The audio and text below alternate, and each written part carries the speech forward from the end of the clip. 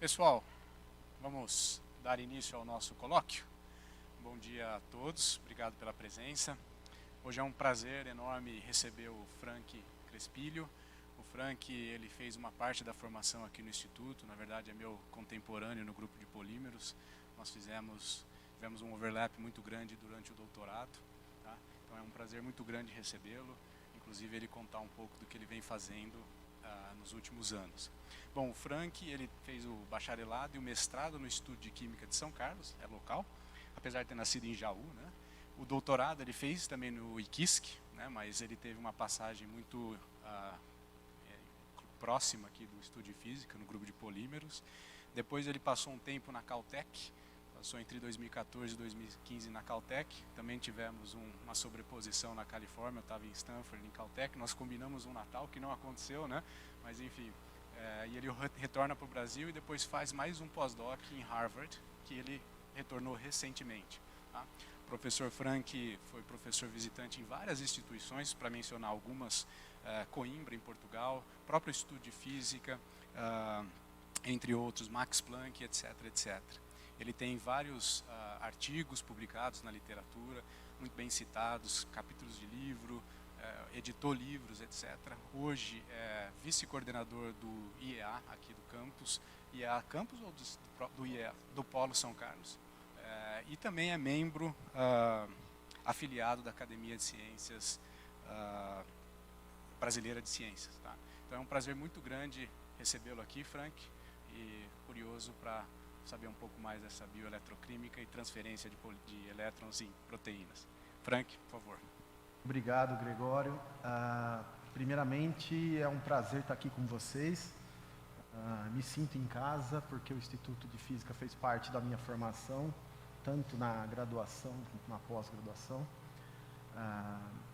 E também quero agradecer a presença de todos aqui presentes, cumprimentar os estudantes, os professores, os alunos. Em especial, queria dar meus cumprimentos à professora Ivone, que está aqui, pessoa que admiro muito. E eu percebo que tem alunos de graduação, de pós-graduação. Vou tentar utilizar o mínimo de jargão possível e tentar conversar com vocês sobre um pouquinho sobre transferência de elétrons e proteínas, para que isso serve e o que isso vem trazendo de benefícios, tanto na parte fundamental, parte científica. Nós começamos a entender alguns processos, né?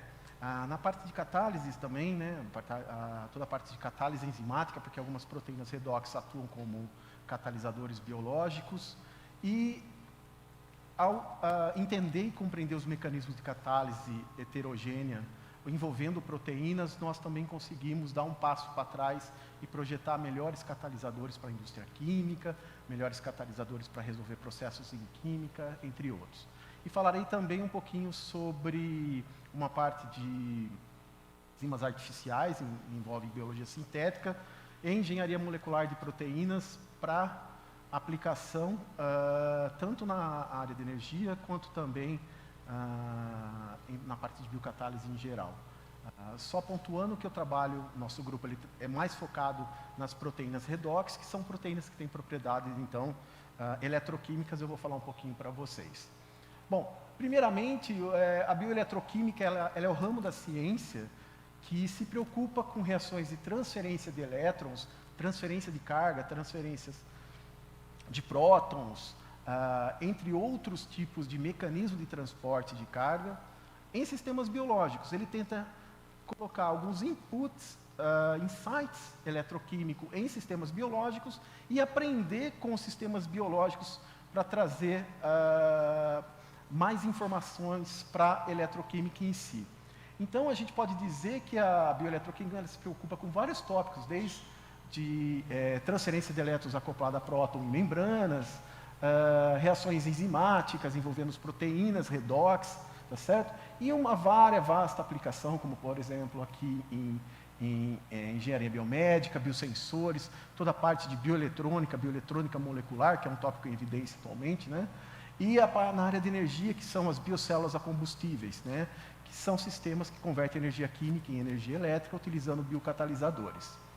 Não poderia deixar de mencionar Luigi Galvani. Galvani foi um médico, né, italiano que começou a trabalhar com tentar entender o que acontecia com alguns animais se você, por exemplo, utilizasse a corrente elétrica em organismos vivos, né, o efeito, né, da corrente elétrica, descargas elétricas em biosistemas, né, e um experimento muito famoso dele foi quando ele colocou duas placas metálicas, uma no tórax e outra na perna de uma rã, e passou por ela uma corrente elétrica e percebeu que a perna começava a se mexer. O que isso trouxe de novo na época foi o conceito de bioeletricidade, certo? E depois, mais tarde que eu falo, são 200 anos após o nascimento de Luigi Galvani, nós tivemos um prêmio Nobel de Química na área estritamente de bioeletroquímica, onde o Warren e o Bert, eles trabalhavam com a função dos canais de íons nas células, utilizando uma técnica chamada patch clamp. Essa técnica é uma técnica muito conhecida, quem trabalha com sistemas onde estuda o transporte de carga em membranas, entre outros sistemas celulares, né? E em 91, esse prêmio Nobel em Fisiologia, ele passou então a quebrar um paradigma, que era: será que nós conseguimos acoplar sistemas inorgânicos com sistemas biológicos? O que significa inorgânicos com sistema biológico? Inorgânico seria tudo aquilo que não estaria relacionado, por exemplo, com uma parte orgânica, uma cadeia de carbono orgânica, uma biomolécula, uma proteína. Ou seja, será que a gente consegue acoplar um metal e uma biomolécula, estudar a transferência de elétrons entre esses dois? E será que eles são compatíveis, biocompatíveis? Será que a gente consegue agora estudar esse sistema sem perturbar o sistema inicial, de maneira que a gente consiga informação biológica restrita ao processo que nós estamos estudando? Com os neurônios foi assim. Hoje nós conseguimos, então, implementar sistemas que conseguem detectar a corrente elétrica que passa pelos neurônios, tanto na parte de dopamina, compostos dopaminérgicos, o processo contíguo de transferência de informação entre os neurônios, e assim por diante. E a técnica de patch clamp é uma técnica bioeletroquímica que ela possibilita você medir, então, por exemplo, potenciais de membrana, canais de íon e assim por diante. Bem, vamos nos preocupar um pouco com proteínas redox ou enzimas também, que são proteínas redox, mas são proteínas redox com uma propriedade especial, que elas possuem a capacidade de acelerar reações químicas que poderiam ocorrer em anos ou milhares de anos em poucos segundos ou abaixo de segundos. Essas proteínas têm a capacidade de acelerar reações químicas, né? Então nós temos aqui, por exemplo, um exemplo de uma estrutura de uma proteína, onde nós temos a parte orgânica. Nós temos também as metaloproteínas, que contêm íons metálicos em sua estrutura, que podem conter, que pode ser a parte onde a reação química se processa em si, né? E também nós podemos dizer que as enzimas das classes da oxirredutases, ou enzimas redox, que na verdade redox é uma abreviação de oxidação e redução, tá certo? E nós podemos dizer que elas representam mais de 1/3 da quantidade de proteínas redox hoje conhecida, certo? Então é uma classe muito importante com várias aplicações. O que nós fazemos no nosso laboratório? Uma das coisas que nós fazemos nós tiramos a enzima do meio natural, imobilizamos ela numa superfície sólida, geralmente metálica, e estudamos as reações que essa enzima pode processar, por exemplo, um substrato em um produto. Nós medimos essa constante de velocidade. Para vocês terem uma ideia, essa constante de velocidade pode chegar da ordem de 600 mil ciclos por segundo. Ou seja, uma enzima pode catalisar 600 mil moléculas em um segundo, uma molécula de enzima. Então isso é muito interessante, nós conseguimos verificar, determinar as constantes cinéticas, e nós conseguimos estudar qual que é a constante heterogênea de transferência de carga entre o centro redox da proteína e a superfície eletrólica. Isso é basicamente o que a gente faz no nosso laboratório, e eu vou mostrar algumas implicações disso. Bom, para o modelo cinético da reação de transferência de carga, estou falando aqui em termos dessa constante heterogênea de transferência de carga, nós utilizamos o modelo de Marcos, de transferência de elétrons do modelo de Marcos. Esse modelo ele fala o seguinte, que você tem uma constante associada ao sobrepotencial. Mas o que é esse sobrepotencial? Esse sobrepotencial nada mais é do que a energia que você precisa, que você mede para uma reação de transferência de elétrons utilizando um sistema eletródico, tá certo? Então nós conseguimos modelar esse sistema utilizando métodos eletroquímicos convencionais. E a constante catalítica ela é uma incógnita, porque ela pode seguir um modelo de Michaelis-Menten, que vocês lembram lá, né, da bioquímica ou da química geral. E esse modelo de Michaelis-Menten ele pode sim modelar um processo enzimático, mas muitas vezes o modelo não é micaeliano. Nós temos que abrir mão de novos modelos, né, para catálise enzimática, e a gente tenta associar esses dois processos. Muitas vezes a reação ela é limitada pela transferência de carga, porque o cofator, ou seja, o sítio ativo também da proteína, está emperrado dentro da estrutura proteica. E aí você tem uma distância entre o eletrodo e a superfície, e essa distância vai ser fundamental para que a gente observe essa reação ocorrer com rápida resposta. Tá bom? Uma vez que a gente consegue fazer isso, nós podemos então acoplar esse sistema nos mais diversos tipos de casos.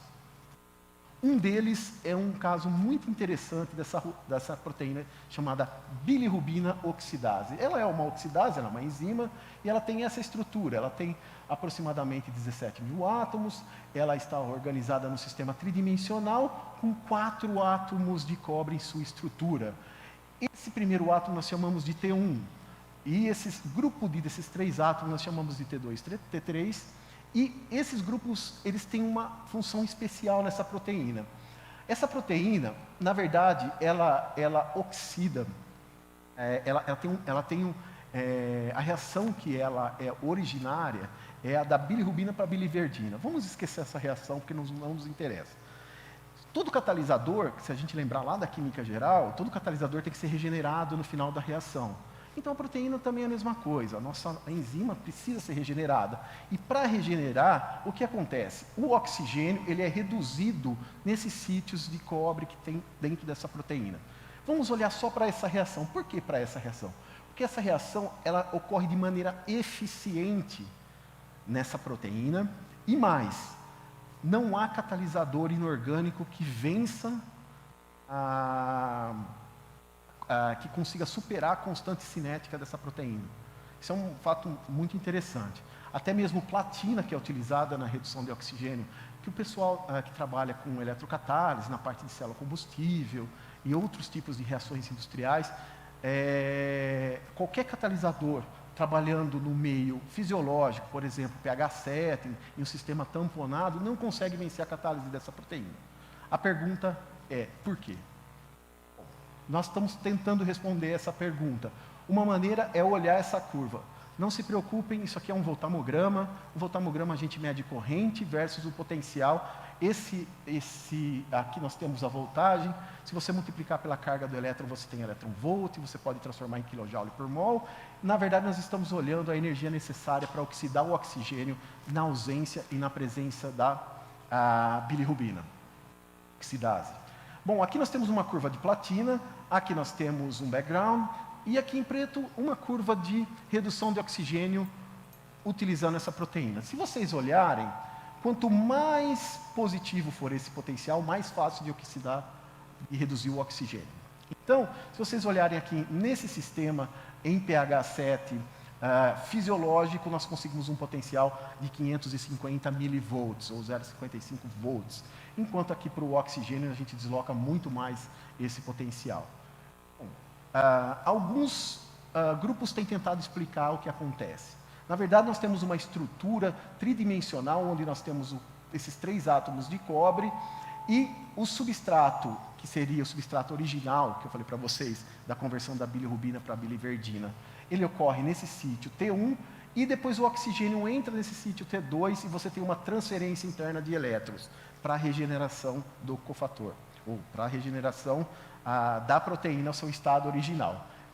Proteína no seu estado original regenerada, ela pode ser utilizada novamente em outro ciclo de catálise. O que nós fizemos? Nós tentamos olhar o que acontece nesses 3 sítios de cobre. Nós substituímos o substrato e colocamos um eletrodo. Agora nós vamos ver esse transporte de elétron que ocorre dentro dessa cadeia, utilizando esses 4 átomos de cobre. Esse é um mecanismo proposto até na literatura recentemente, e um fato muito curioso desse mecanismo é que ele propõe que que a molécula de oxigênio é ligada nesse sítio que a gente chama de T2, T3, utilizando esses 3 átomos de cobre.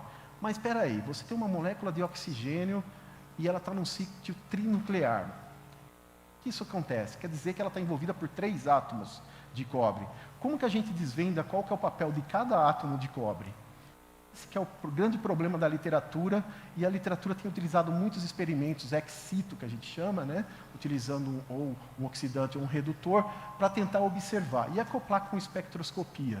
Né? Essa que é a ideia. Só que isso não foge um pouco da realidade. Por quê? Porque você não consegue fazer os experimentos in situ.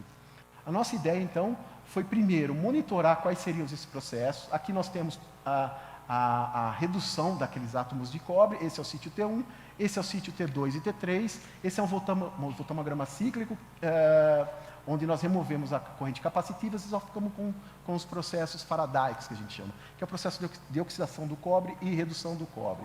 Aqui nós temos, então, reversivelmente, o processo ocorrendo no sítio T1 e aqui o T2 e T3. Bom, nós localizamos essa energia. Qual que foi o próximo passo? Construir um eletrodo eficiente que reduzisse o oxigênio. Né? Então, nesse caso, a minha aluna de doutorado, a Graziela Cedenho, e o Luciano Macedo, que são 2 alunos de doutorado, desenvolveram um eletrodo onde nós temos fibras de carbono e as enzimas trapeadas nesses eletrodos. Nós continuamos a ver os sítios de cobre e aqui a redução do oxigênio. Ótimo. Eletrodo eficiente, a proteína ela está cumprindo o seu papel da catálise. Né? Nós levamos então ao síncrotron e começamos a analisar os espectros de absorção de raio-x desta molécula. Então nós criamos um setup experimental, porque não havia sido feito ainda na literatura a utilização de raios-x in situ com eletroquímica biológica, com bioeletroquímica, ou seja, não havia sido observado uma proteína redox funcionando em condições, operando, que a gente chama, que é em condições de catálise.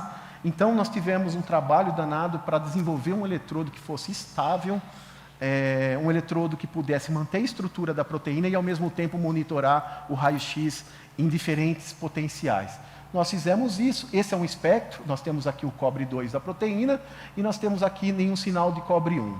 Quando a gente avança no potencial, aquele potencial redox que eu falei para vocês, nós começamos a observar o quê?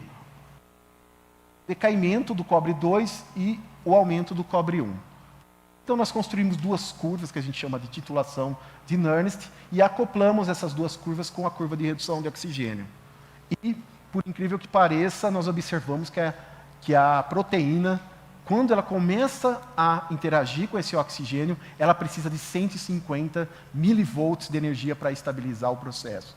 Isso significa aproximadamente 15 quilojoules, acredito eu. Então, quer dizer que tem uma energia intrínseca que é menor que uma energia de uma ligação química, mas que estabiliza o sistema para que a reação ocorra. Isso nunca havia sido observado até então. Então, nós propomos um mecanismo onde isso poderia acontecer. Esse é um mecanismo proposto pelo Luciano Macedo, meu aluno, onde nós discutimos muito esse mecanismo, e ele acredita que o oxigênio funciona como uma ponte de elétrons, ou seja, ele se encaixa naquela região tridimensional e funciona como uma ponte de elétrons e pode ser, então, operado facilmente o processo eletrocatalítico. Mas se nós olharmos um pouquinho mais a fundo, esse sistema ele é tridimensional. A distância de ligação entre os três átomos daquele sítio onde ocorre a catálise está da ordem de 0,4 nanômetros, ou seja, nós estamos falando de 400 picômetros. Nós estamos falando de uma escala subnanométrica que a gente não consegue enxergar facilmente, só utilizando o Laboratório Nacional de Luz Síncrono e agora, futuramente, o Sirius, né? E é um sistema tridimensional. Existe um princípio na catálise que chama princípio de Sabatier, né? Que é um método de Sabatier, onde você fala que num processo catalítico, um catalisador, operar eficientemente para acelerar uma reação química, você precisa ter a dissorção. Esse processo vai contra esse princípio porque não há dissorção nesse caso. Há uma complexação que a gente observa utilizando a radiação de raio-x para observar o cobre 2, aqueles sítios de cobre 2 e cobre 1. Então, o que a gente percebe? Que o oxigênio ele tem uma distância de aproximadamente 0,364 nanômetros e ele se encaixa perfeitamente neste processo. Então, o que hoje, eu estou colocando pela primeira vez isso aqui, é que talvez os modelos de catalisadores que nós estamos usando atualmente não sejam tão eficientes quanto a natureza nos proporciona pelas proteínas redox, as enzimas redox. Então, eu acho que a gente tem que dar um passo atrás, olhar para o sistema biológico para tentar mimetizar esse sistema. Por exemplo, utilizando um ciclo em 3 dimensões. Ou seja, utilizando catalisadores tridimensionais. Como faz isso? Atualmente existem algumas tecnologias, frameworks, que o pessoal vem trabalhando um pouco, mas eu acredito que a gente já está muito longe de conseguir catalisadores tridimensionais estáveis. Principalmente cobre, né? Que cobre, dependendo do pH, ele é totalmente instável. Né? Ele reage com outras espécies, ele não se mantém na forma do seu estado de oxidação. Então, é preciso que a gente olhe esse sítio para compreender, talvez, o processo catalítico, e isso é uma informação que a gente só tira do processo biológico. Vou dar alguns exemplos também, alguns exemplos práticos. Será que a gente consegue aplicar algo desse tipo em inovação, em algo que seja tecnologicamente viável ou com uma aplicação direta? Um dos exemplos são os biosensores implantáveis. Então, se aquela proteína redox ela consegue localizar oxigênio, eu posso utilizar outras proteínas que localizem e interagem com outros tipos de molécula.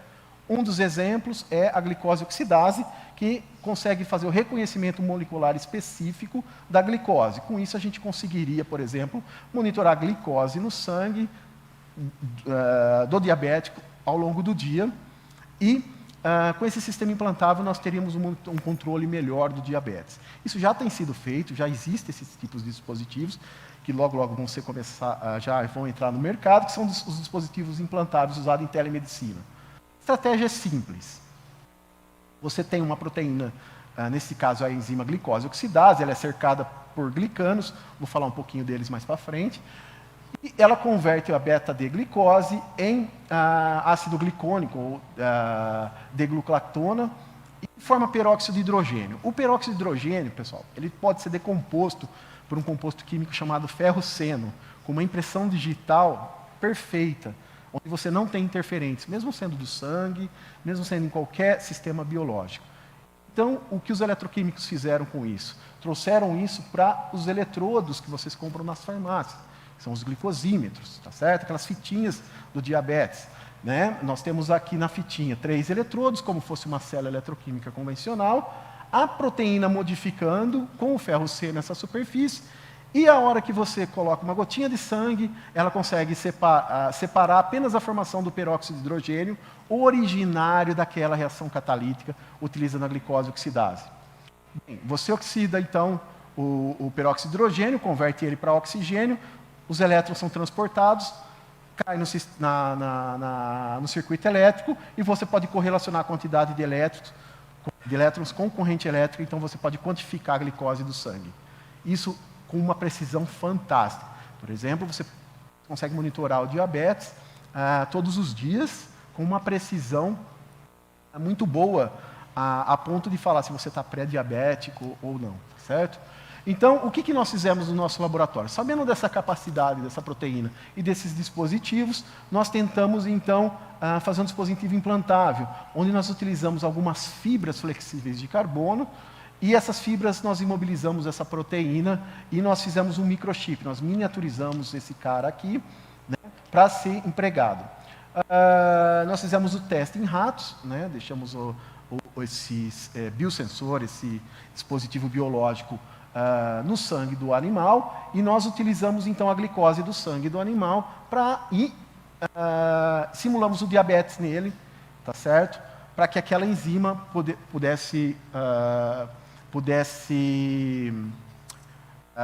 aumentando a concentração de glicose, nós conseguíamos simular o diabetes. Esses dispositivos implantados, como é que você reseta o detetor? Receta. Ah, não receta? Não receta. Ele é constante. Ele não satura? Satura. Ah, e o que você faz quando ele satura? Controla a quantidade de proteína. Essa que é a ideia. A gente já sabe a quantidade para, naquele nível de glicose que a gente tem, a quantidade correta de proteína que tem que ser usada. Fazendo aqueles cálculos do CACAT anterior que eu mostrei. Por isso que é bom ter que fazer a parte inicial.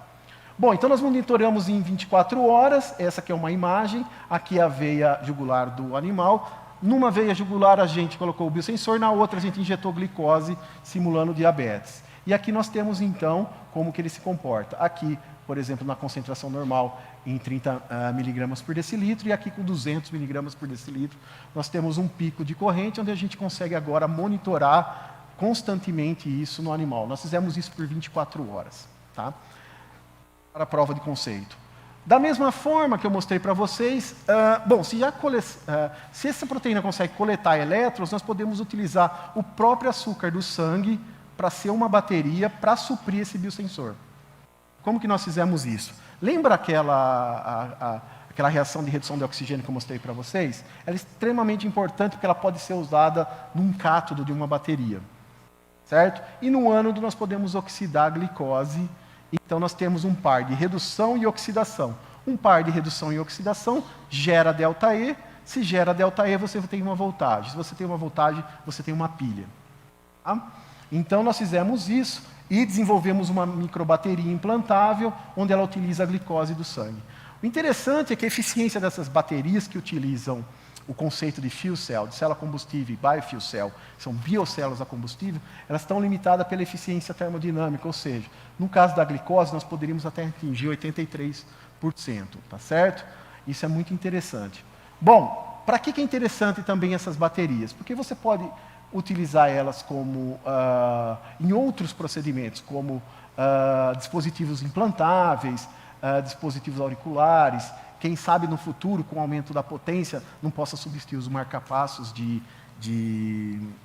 substituir as baterias de lítio, né, dos marcapassos e assim por diante. Motivação tecnológica existem várias, mas também com grandes limitações científicas que a gente precisa resolver, limitações tecnológicas que a gente precisa resolver.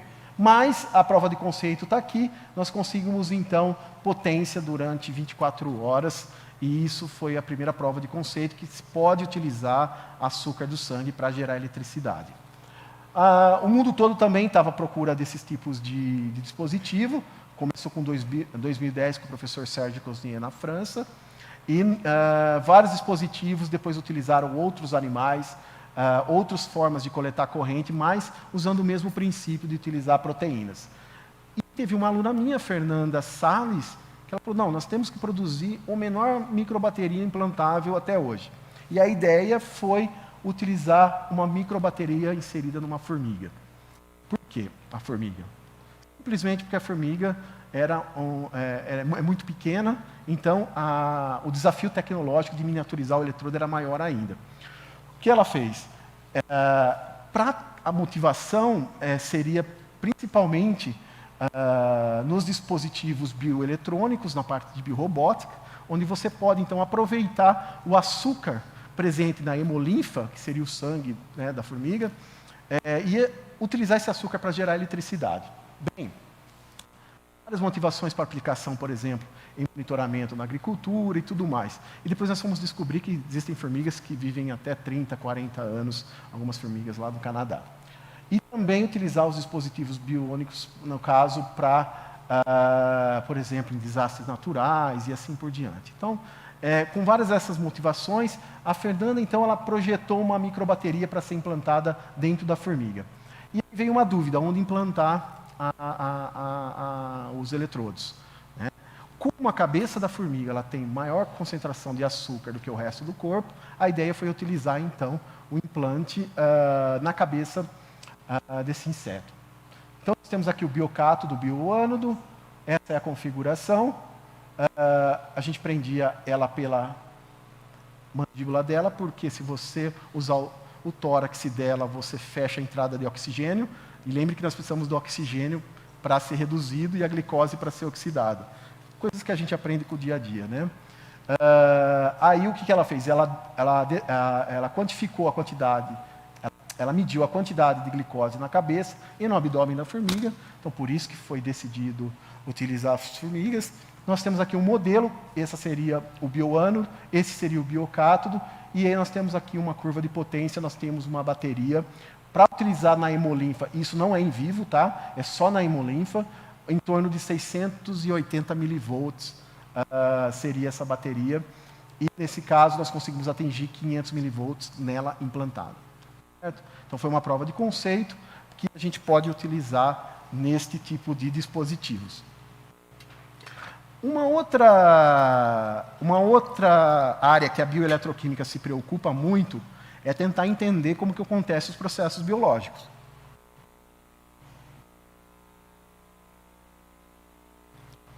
Existe uma proteína chamada endonuclease.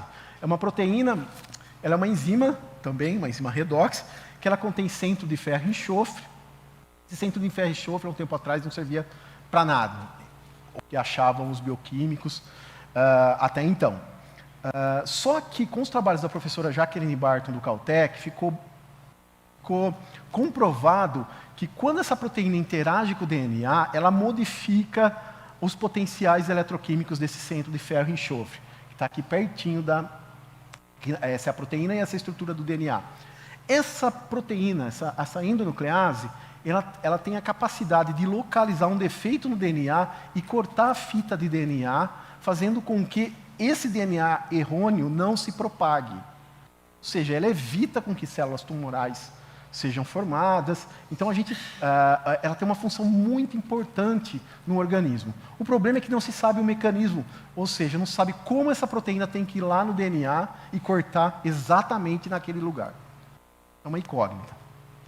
Então, vários pesquisadores foram atrás de tentar responder isso, e um experimento eletroquímico que poderia ser feito é mostrar que quando ela está ligada ou desligada ao DNA, você tem a mudança de potencial redox desse sítio de ferro e enxofre. Então ele seria um interruptor ali da reação, em que ele poderia caminhar, essa proteína caminha pelo DNA, a hora que chegasse próximo daquele defeito na fita de DNA, mudaria o potencial, e esse potencial começaria a acionar o processo catalítico de corte dessa fita. Certo? Isso foi proposto pela professora Jacqueline Barton, ela chegou a medir esses potenciais. Qual que era o problema? Você não consegue medir o potencial dessa proteína sem o DNA. Por quê? Porque o próprio DNA funciona como um fio molecular para conduzir o elétron até a superfície daquele eletrodo que eu mostrei para vocês. Qual foi a nossa ideia? Nossa ideia foi substituir essa fita de DNA por nanotubos de carbono que tivessem o mesmo diâmetro dele. Então, a gente acoplaria a proteína com o DNA e mediria o potencial eletroquímico, o potencial redox desse sistema. Fizemos isso em parceria com a professora Jacqueline Barton, e nós conseguimos medir essa diferença de potencial, esse é o resultado, onde nós vimos que em torno de 70, 100 milivolts são necessários para mudar o potencial redox ali daquele sítio de ferro e enxofre. Então, nós provamos que realmente essa proteína ela trabalha no sistema de reconhecimento molecular através daquele sítio de ferro e enxofre que tem dentro da estrutura dela.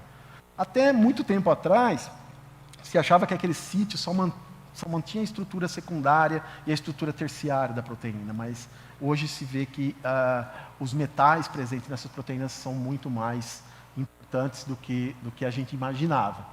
Então, para isso, a gente começa a desenvolver novos tipos de eletrodos. Por exemplo, essas são as fibras flexíveis de carbono, onde a gente utiliza para observar aqueles processos eletroquímicos das proteínas. As nossas fibras têm mais ou menos essa cara, né? Elas têm uma estrutura turbostrática de carbono, e elas podem, dependendo do tratamento que você faz nas fibras, você pode melhorar ou obter uma propriedade diferente para captar o elétron de dentro dessas proteínas. Como que a gente faz isso? Utilizando diversas rotas químicas para a fabricação de interfaces que sejam compatíveis com essas proteínas. Então, desde 2011, nós temos publicado alguns artigos que mostram como fazer isso para cada proteína, porque a proteína responde também de maneira diferente, né, dependendo do tipo de eletrodo que a gente usa. Uma delas é o tratamento ácido, onde a gente mostra aqui que nós temos uma alta corrente, né, um alto processo de transferência de elétrons da interface da enzima. E o mais interessante, a gente viu que também a presença de grupos oxigênios, com grupos funcionais contendo oxigênio, são importantes para que essa transferência de elétrons ocorra. Vou dar um exemplo, a própria glicose oxidase, que transforma a glicose em ácido glicônico e peróxido, quando acoplada com o eletrodo esfoliado, nós pegamos a fibra, esfoliamos o eletrodo e acoplamos essa proteína no eletrodo. Nós temos aqui, nós quase que dobramos a constante de velocidade de transferência de elétrons que vem desta proteína para a superfície do eletrodo. Então, são técnicas que precisam ser desenvolvidas, técnicas de tratamento químico, métodos químicos para tratamento de eletrodos, para que eles possam ser utilizados para estudar essas proteínas. E depois esse trabalho ele foi destacado na PCCP. Mais recentemente, a aluna Andressa, hoje ela é pesquisadora aqui no Instituto de Física, ela fez um caminho inverso. Ao invés dela aproximar o eletrodo da proteína, ela oligomerizou uma proteína chamada a glicose oxidase, para que essa proteína fosse completamente hidrofóbica e interagisse com o eletrodo, porque essas proteínas podem ser solubilizadas em água, e às vezes isso é um pouco complicado na hora que você prepara um eletrodo inorgânico, né, que tem uma superfície hidrofóbica, é um pouco difícil você conseguir acoplar essa proteína com a superfície. O que ela fez? Ela criou uma nova proteína. A proteína original, lembre da glicose oxidase, ela só tinha essa estrutura. Ela removeu os glicanos voltas da proteína e fez uma estrutura oligomerizada. Essa estrutura oligomerizada, ela possui cerca de 9 estruturas de proteína original, né, que podem ser acopladas agora mais eficientemente com os eletrodos, porque elas são mais hidrofóbicas. Quando ela mediu a constante de velocidade de transferência de elétrons, ela também praticamente dobrou a constante de velocidade de transferência de elétrons para a glicose oxidase oligomerizada. É uma parte de engenharia de proteínas que você pode utilizar para melhorar esses tipos de sistemas. Será que a gente consegue utilizar também essas proteínas um sistema um pouco maior, por exemplo, para geração de eletricidade, não só em pequenos dispositivos, mas em dispositivos maiores? Bem, a minha aluna Camila Pagnocelli e a Graziela Cedenho utilizaram essa proteína que se chama álcool-desidrogenase. A álcool-desidrogenase transforma etanol em aldeído. Certo? Ela converte rapidamente essa reação. Isso é utilizado, por exemplo, até dentro de alguns micro-organismos, como a Saccharomyces, que é utilizada para a geração de etanol. O que ela fez? Ela isolou, então, essa proteína e começou a estudar o processo de transferência de elétrons. O interessante dessa proteína é que ocorre a seguinte reação. O etanol forma acetaldeído e ela é regenerada pelo NAD+ e o NADH. Esse NAD+ e esse NADH são moléculas que têm a mesma função do oxigênio na bilirrubina, ou seja, elas querem fazer com que o catalisador, elas têm a missão de fazer o catalisador voltar ao seu estado original para ser reutilizado. Qual que era o problema? É que na literatura dificilmente você consegue calcular as constantes de velocidades. O que nós fizemos? Nós tentamos, então, utilizar técnicas eletroquímicas in situ com técnicas, não é espectroscópica, é espectrométrica, porque é a espectrometria de massas nós utilizamos, acoplando para tentar calcular as constantes cinéticas dessas duas reações, tanto de oxidação do etanol, quanto a conversão do NAD+ para o NADH. Para isso, nós contamos, então, com a parceria do professor Fábio Lima, aqui do Instituto de Química de São Carlos. Ele é especialista em espectrometria de massas acoplada eletroquímica, só que nunca havia sido utilizado para uma proteína. Então, quais foram os desafios? tentar desenvolver uma célula eletroquímica que mantivesse a estrutura da proteína e, ao mesmo tempo, a gente conseguisse monitorar o processo de transferência de carga e de formação do produto. Na verdade, o que nós fizemos foi isso. Medimos a quantidade de elétron que chegava e também a quantidade de acetaldeído formado. Como o acetaldeído é volátil, a gente acoplou uma bomba que sugava o acetaldeído na boca do eletrodo e mandava para massas. Então, nós tínhamos uma técnica inline que nos dava informação tanto eletroquímica, tanto quanto de formação do produto.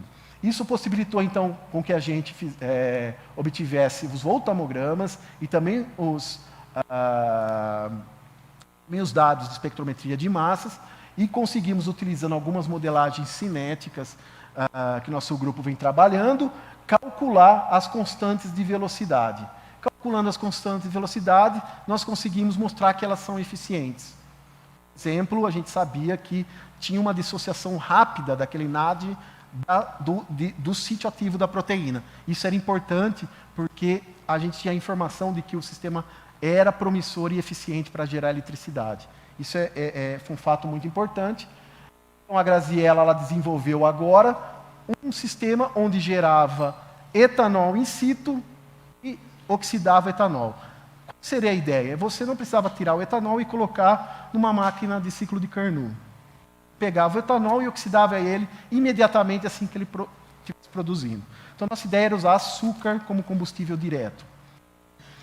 Como que ela fez isso? Ela acoplou, então, essa proteína, né, que oxidava o etanol, junto com o eletrodo contendo Saccharomyces, que é um micro-organismo que converte açúcares em etanol, em condições anaeróbias. Aqui nós temos toda a parte do ciclo de oxidação da glicose até formar o etanol. Isso quem faz é o micro-organismo, isso quem faz é a proteína. Para fazer isso, então, ela acoplou a oxidação da glicose e a oxidação do etanol e do acetaldeído. Fazendo isso, nós conseguimos, então, uma biocélula, um modelo de biocélula. Esse modelo de biocélula ele é interessante porque a gente consegue, por exemplo, trabalhar com uma reação cooperativa. Oxidação da glicose e oxidação do etanol. Oxidação da glicose pelo micro-organismo, oxidação do etanol pela proteína. Então, é um conjugado de proteína e micro-organismo. Esse é o modelo da célula que ela usou. Aqui vocês veem que ocorre a fermentação e a formação de etanol, e aqui ela vai reduzir o oxigênio. Essa é a reação global. Aqui nós mostramos a proteína dissolvida. Aqui os fungos já começando a crescer no eletrodo, e nós descobrimos depois, mais para frente, que ele formava um biofilme, que está sendo estudado esse biofilme agora no nosso laboratório. Nós já começamos a estudar a composição química desse biofilme. Aqui são as fotografias dos eletrodos com a proteína. Então, aqui também mais fotografias de fungos alojados nos eletrodos. E aqui a prova de conceito. À medida que o etanol era sendo produzido, a eletricidade também passava a ser produzida.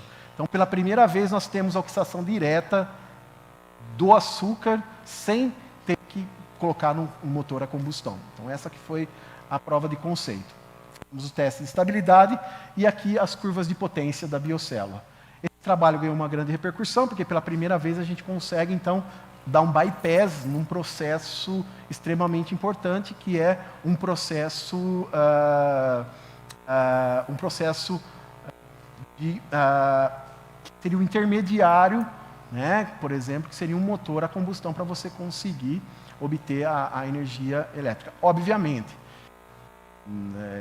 nós estamos falando aqui em provas de conceito e ainda há muito o que fazer na parte de otimização e estudo de estabilidade desses sistemas, tá certo? Vou mostrar para vocês apenas aqui, porque a Renata conseguiu explicar melhor do que a gente para os alunos quando saiu do Jornal Nacional. Pesquisadores do Instituto de Química da USP, em São Carlos, responderam uma pergunta que a comunidade científica esperava há mais de meio século. Foram 5 anos de estudo até o resultado inédito. Primeiro, os cientistas colocam um fermento biológico que a gente usa para fazer pão no açúcar refinado. Com a fermentação, o açúcar vira álcool. Aí os pesquisadores acrescentam esse fiozinho preto, um eletrodo com uma proteína chamada ADH, ou álcool desidrogenase. É uma enzima encontrada no corpo humano em alimentos como o tomate.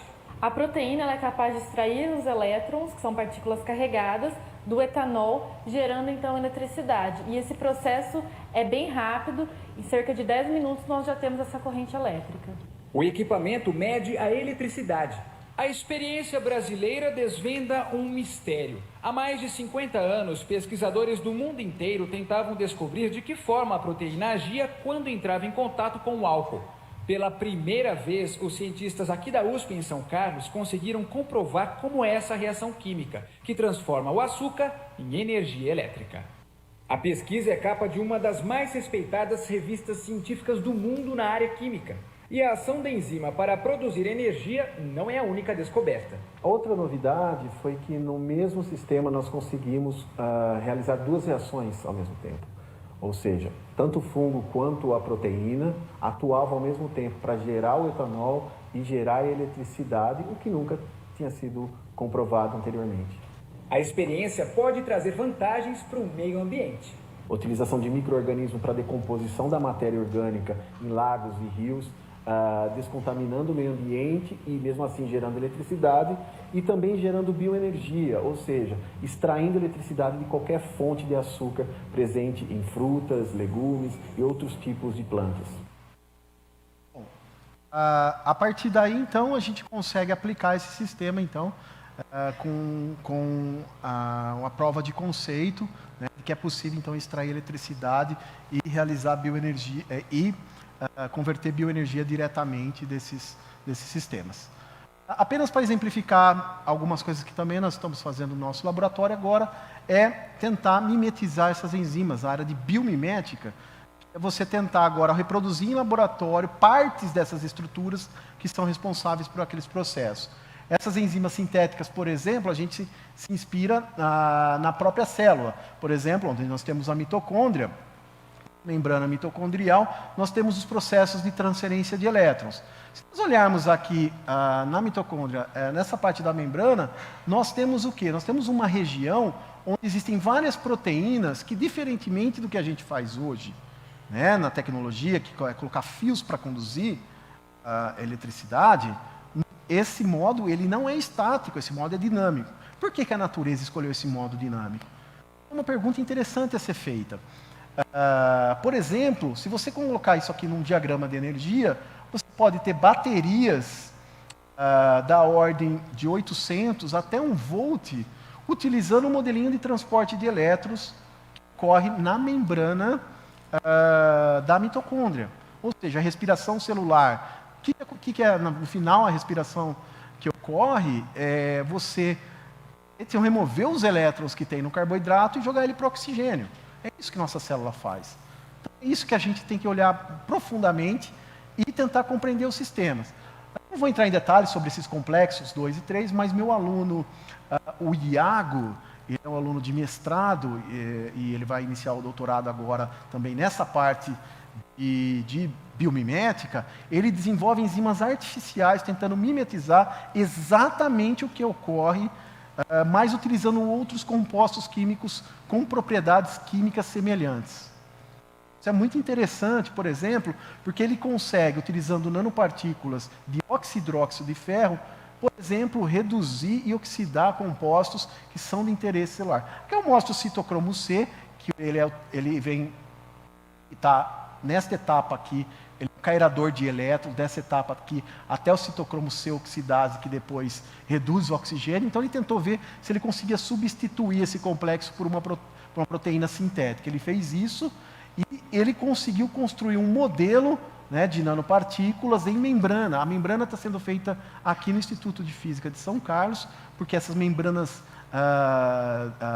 relacionadas à mitocôndria são facilmente, né, manipuladas se a gente utiliza filmes de Langmuir e Langmuir-Bloch. Então, a Andressa, ela vem trabalhando junto agora com o Iago, no grupo do professor Oswaldo Novaes, e nós observamos que o transporte de elétron nesse sistema é muito mais eficiente com a presença dessa nanopartícula. Agora nós estamos desenvolvendo técnicas ópticas in situ para monitorar a quantidade de compostos oxidados e reduzidos nessa membrana artificial. Então, nós estamos tentando mimetizar a membrana celular. Outro projeto que nós temos, ele foi dado início com o Francisco. O Francisco foi meu aluno de doutorado, agora ele está indo para... foi convidado para ir para a China trabalhar num centro de pesquisa. E o que ele faz é transformar enzimas que são atraídas por um campo magnético externo. Mas por que isso seria relevante? Isso seria relevante, por exemplo, eu mostro a glicose oxidase e a glicose oxidase na presença do ímã. Isso é muito relevante porque agora a indústria farmacêutica ela pode recuperar o catalisador simplesmente colocando um campo magnético externo. Essa proteína que ficava agora dissolvida, né, dispersa numa solução, não precisa mais se preocupar com processos de filtração, que são processos morosos para recuperar o catalisador. Isso significa uma economia gigante para as indústrias, isso significa um passo a mais para você recuperar. Qual é o desafio? Transformar essas enzimas que não são atraídas pelo campo magnético em uma estrutura ferromagnética, por exemplo, você tem que pensar que você tem que manter a atividade, né, dessas proteínas, dessas enzimas. Isso é importante. Então, para isso, a gente começa a trabalhar com vários tipos, e a prova de conceito está aqui, né, onde a gente mantém a atividade enzimática. Tá certo? Esse trabalho também fez com que o Francisco fosse destacado aqui na revista Quem Eletroquem, porque agora ele consegue também fazer matrizes mesoporosas, utilizando diferentes estruturas,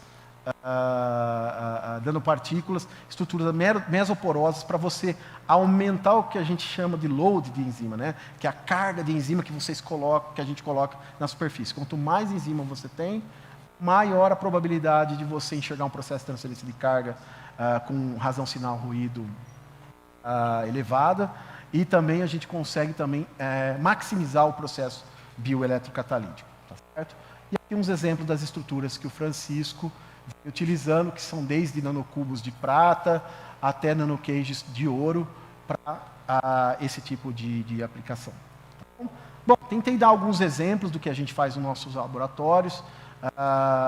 Caso vocês tenham alguma dúvida em alguma parte, estou à disposição para tirar as dúvidas de vocês. Obviamente, preciso agradecer às agências de fomento, que sem elas nós não teríamos fundo para realizar nossas pesquisas, CNPq, CAPES e FAPESP, em especial ao INEL, né, que foi o INCT em eletrônica orgânica, onde eu fazia parte do ramo na parte de bioeletrônica, junto com o professor Gregório. Nós éramos da parte de bioeletrônica associada ao Instituto Nacional de Eletrônica Orgânica. A rede Nanobiomed, que acabou também, foi uma rede importante para que a gente conseguisse realizar o financiamento de algumas atividades de pesquisa. Em especial agradecer ao professor Zucoloto e à professora Ivone, né, que coordenavam a rede Nanobiomed. Em especial, quero agradecer aos egressos do meu laboratório. Nós temos aqui, então, os alunos de graduação, os alunos de mestrado e doutorados, os pesquisadores de pós-doc que passaram. Sem eles, com certeza, eu não estaria aqui hoje apresentando esse trabalho. Então, todos os esforços para tentar superar as dificuldades foram feitos por esses pesquisadores. Muito obrigado a eles e desejo sorte a todos na carreira e coloco também meu laboratório sempre aberto para colaborações futuras e, obviamente, a equipe atual do grupo, né? Gostaria só um minutinho da atenção de vocês para nomear cada um deles. O Eduardo, a Graziella, o Ayas, que é o nosso pós-doc, o James, o Guilherme, que está visitando a gente, o Igor, o Luciano, o Tiago, o Ali, que é do Paquistão, terminou o doutorado dele agora, a Andressa, o Daniel, o Igor. Então, nós temos toda toda essa equipe trabalhando. Tem mais 3 alunos que agora vão começar também no nosso laboratório, o Bruno, e eu fiz de propósito, deixei a Gi para o final, porque eu sempre esqueço o nome dela. Então, é a nossa aluna de iniciação científica, que trabalha com espectroscopia de proteínas. Então, Queria agradecer a todos os alunos que estão trabalhando com a gente e também os que passaram. Muito obrigado também a presença de todos e obrigado mais uma vez, Gregório, pela oportunidade.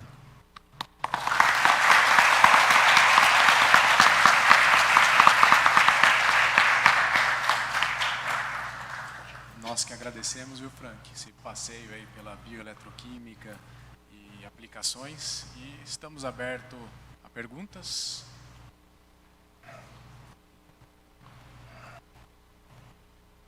Eu tenho uma primeira curiosidade para abrir a sessão de perguntas. Aí, bem no começo da sua apresentação, pois não? Opa, melhor agora, né? O modelo 3D de catálise que vocês propuseram, qual é a diferença com o modelo corrente de Sabatier lá? Vocês mencionam uma dissorção, seria uma ligação química mesmo? Nesse modelo, a nossa ideia é que não exista mais aquele processo de dissorção. Esse modelo, olhando para a natureza, a gente acredita que se nós conseguíssemos produzir catalisadores com arranjo tridimensional, copiando, mimetizando o que acontece na proteína, nós não teríamos mais aquele processo inicial, por exemplo, onde você primeiro, a molécula chega na superfície, se adsorve, e aí tem um enfraquecimento de uma ligação, e aí existem vários processos, várias isotermas, por exemplo, isoterma de Langmuir para alguns tipos de moléculas. Esse processo não existiria mais.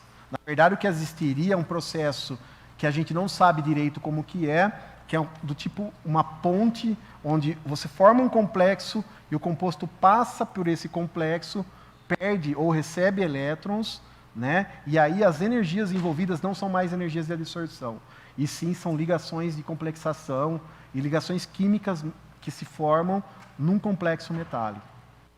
Essa seria a ideia. Os resultados que a gente vem obtendo estão levando a isso. Tanto os infravermelho abaixo de 500 centímetros a menos 1, que a gente consegue ver ligação metal e carbono, por exemplo, e tantos experimentos que a gente vem realizando no síncro. Uma tendência da gente começar a pensar, olhar um pouco mais diferente para a catálise heterogênea, não mais como processo de adsorção, mas também como processo de formação de novos complexos e estruturas.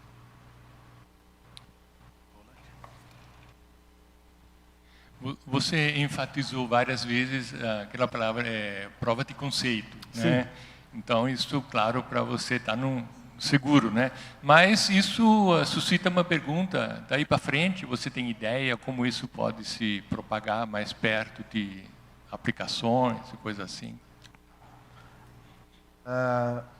Vou citar algumas aplicações. Por exemplo, a gente parou na prova de conceito utilizando a bateria por 24 horas. Nossos colegas da França já implantaram uma no estômago de um ratinho e deixou ela funcionando por 1 ano. No princípio, você teria uma bateria implantável durante 1 ano. É uma tecnologia que já está sendo mais otimizada, já está com o interesse digamos assim, das startups, do mercado. No caso de miméticos, recentemente nós desenvolvemos uma microbateria que copia 2 enzimas utilizadas na respiração, só que são compostos orgânicos. Nós, com nossos colaboradores dos Estados Unidos, nós desenvolvemos uma microbateria e ela pode ser utilizada em dispositivo implantável e ingerível também. Por exemplo, recentemente o MIT desenvolveu uma pílula de endoscopia, onde você faz todo o procedimento de endoscopia por uma pílula. A bateria que vai nessa pílula é uma bateria de prata, se eu não me engano, de lítio. No caso, eles usaram prata. Só que no caso, por exemplo, a bateria de prata ela é extremamente tóxica. Ela utiliza eletrólito alcalino e se acontece algum rompimento da bateria, por exemplo, no esôfago, pode abrir um buraco no esôfago. Então, qual que foi a nossa ideia?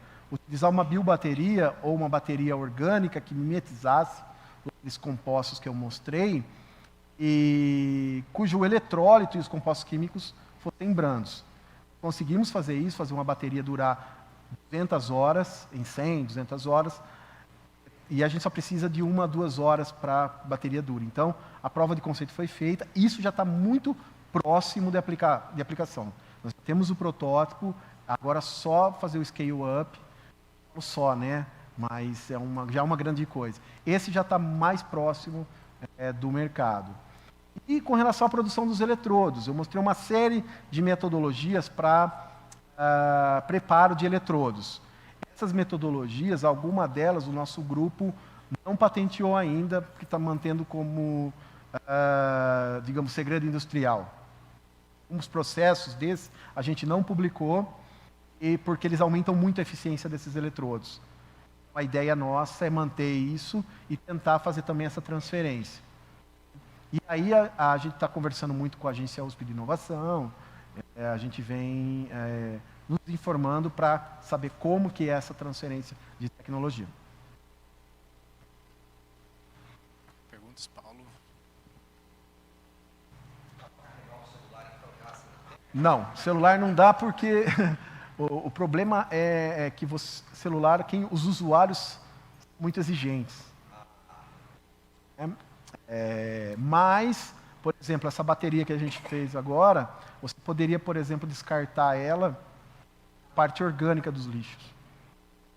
Então, poderia virar adubo, por exemplo. Então, essa é a vantagem. Frank, muito obrigado. Excelente palestra. A minha dúvida é esse dispositivo híbrido, onde você coloca o fungo gerando etanol e depois catalisando etanol, parece que deve ter muitos problemas para fazer funcionar em larga escala, porque você falou forma um biofilme do fungo e talvez isso eventualmente, né, seja atrapalhe o funcionamento do dispositivo.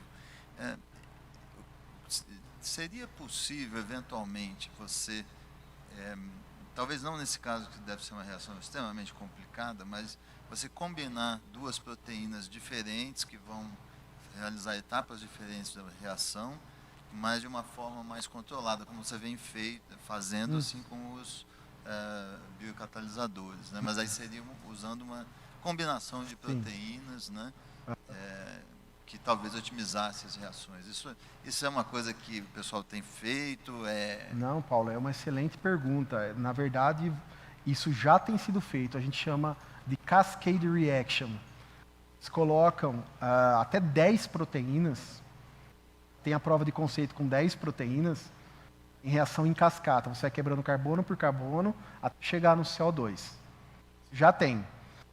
Não tem as 10 proteínas, se eu não me engano, no eletrodo. Mas tem um sistema desse já publicado com essas reações. O problema é que você sempre acaba atingindo, cada proteína tem seu I, tem seu pH ótimo, então você tem que balancear todos esses parâmetros, isso é difícil. Mas uma outra vertente, e isso é muito interessante, ao invés de usar a proteína, usar o fungo direto, ou o micro-organismo direto. Isso já existe e já tem dispositivo sendo usado. Por exemplo, existem algumas biocélulas que são feitas de micro-organismos bentônicos. São micro-organismos marítimos que eles crescem nos eletrodos. Então, eles já estão sendo utilizados para gerar bioeletricidade para aquelas estações meteorológicas. Que, por exemplo, você não precisa levar uma bateria, umas delas são com energia solar, mas é intermitente, porque à noite não funciona, tem que carregar uma bateria para depois. Esse é o problema da energia solar, né? Ela é intermitente, então você tem que ter um acumulador do lado. Agora, esses micro-organismos bentônicos, eles podem ser usados para oxidar a matéria orgânica e reduzir o oxigênio da superfície do mar. Isso já tem protótipo e já tem aplicação. A Marinha Americana já tem um protótipo e o Canadá tem uma companhia que começou a fabricar. Nós temos um projeto agora com o Instituto do Mar, Unifesp, onde a gente já está começando a estudar esses eletrodos que a gente preparou, se eles são compatíveis com esses compostos bentônicos. Então tem duas vertentes, ou você vai para a enzima, ou você pega o micro-organismo e tenta trabalhar o micro-organismo. O único problema que tem que ser resolvido é que a membrana desses micro-organismos são muito espessa. E às vezes a transferência de elétrons é por algo que ela excreta na membrana. Então não se sabe ainda esse mecanismo. Uma coisa que a gente está tentando ver, por exemplo, utilizando microscopia de infravermelho, é saber quais compostos ficam na membrana para tentar maximizar essa produção desses compostos. Engraçado é que, só um adendo, que nesses micro-organismos, que são bactérias, né, você tem a corrente por um determinado tempo, depois você tem um pico. Um pico invertido de produção de eletricidade. Porque formou os micro-organismos porque eles vão crescendo. Você tem que, basicamente, trocar os eletrodos. Eles vão impedindo que chegue o substrato para os outros organismos. O que acontece? Esse micro-organismo se readapta, começa a consumir outros compostos, aí depois ele volta, e estão tentando ver como está esse pico invertido. Esse é o estado da arte, vamos dizer. Já com aplicação, Paulo, já está bem pensando. Perguntas? Tem uma última curiosidade, Frank, em relação a aquelas moléculas magnéticas, são catalisadores ou enzimas, e é mais uma curiosidade do que uma pergunta. Vocês sintetizam aqueles compósitos com alguma molécula que tenha, obviamente, aí, resposta ao campo magnético, é isso? Isso, na verdade... E qual seria essas? Não, na verdade você pode sintetizar, por exemplo, nanopartículas de magnetita, e colocar... Você nem sintetiza, você pode só misturar, ou na verdade tem que absorver. Na verdade a gente prepara a nanopartícula de magnetita porque tem todo você tem uma relação de tamanho, nanopartícula. Também, por exemplo, o problema de se utilizar partículas magnéticas é que, se você olhar o diagrama de Purbe, que é o diagrama de pH versus potencial, em toda a faixa de pH que é útil uma síntese química, as partículas de magnetita se dissolvem. Ou seja, tem o grande, digamos assim, dominar essa tecnologia de aprisionar a proteína, antes você tem que proteger a partícula. Tá?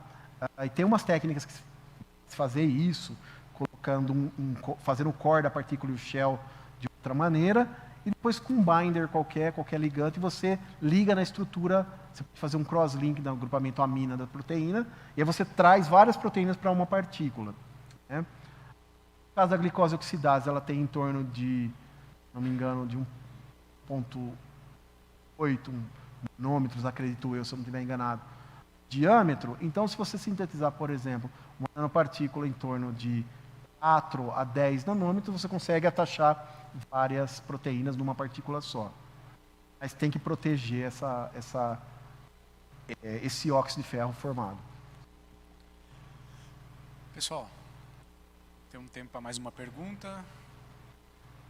Se não for o caso, vamos agradecer novamente o professor Frank. Obrigado.